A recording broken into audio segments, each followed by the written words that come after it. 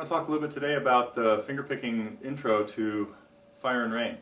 It's this is not really beginner material because it's a lot of James Taylor's picking is really free form.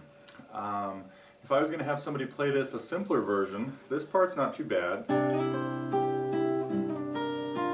But all the syncopated stuff that he does in here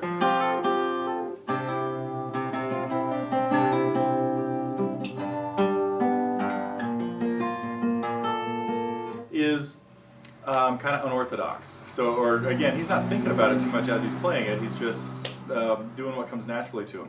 But I'll walk you through the beginning. Again, the simpler version I would have would go something like this.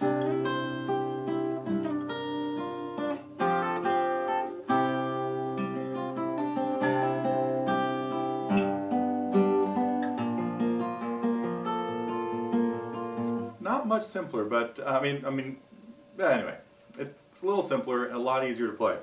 But I'm going to show you the way he really did it, and then we'll talk more about this song in later lessons. It starts with a chord that's going to be shaped like a little D minor 7. Oh, it's capoed at the 3rd fret, in case you can't see that too well in the video there.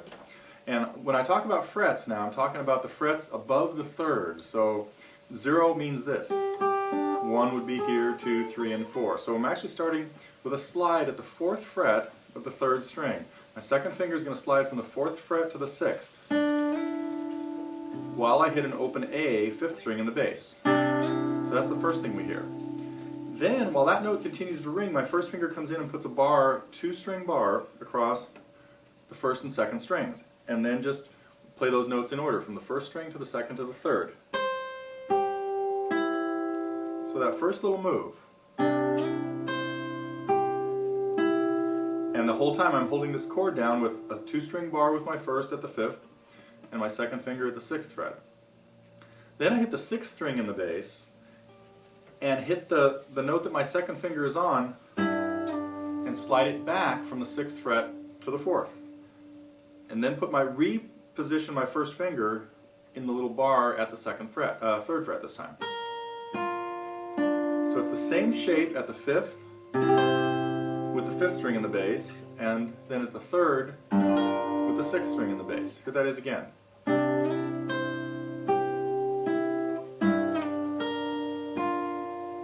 Goes to a D chord, but starts with a hammer-on on the second fret of the 1st string, and he slightly syncopates this by hitting the bass note D early, grabbing the rest of the notes, the other 3 strings, and then hammering on the note at the 2nd fret.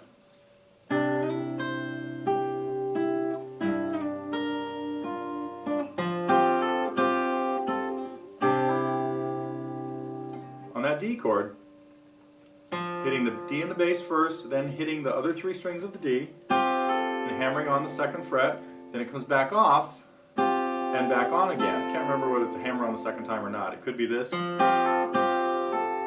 it could be this. I think it's the hammer-on, that sounds better. And then goes to an A chord with a hammer-on. Again, a really common thing that James Taylor does is a hammer-on on the C sharp, which is on the 2nd fret of the 2nd string, and grabbing other notes all at the same time. And he fingers his A chords a little differently than I do. He does it with his 1st finger, kind of like you might play an A minor, anyway, with his fingers crammed in there like that. I don't like that. I like to have this done with 1st finger on the 3rd string, 2nd finger on the 4th string, and 3rd finger on the 2nd string.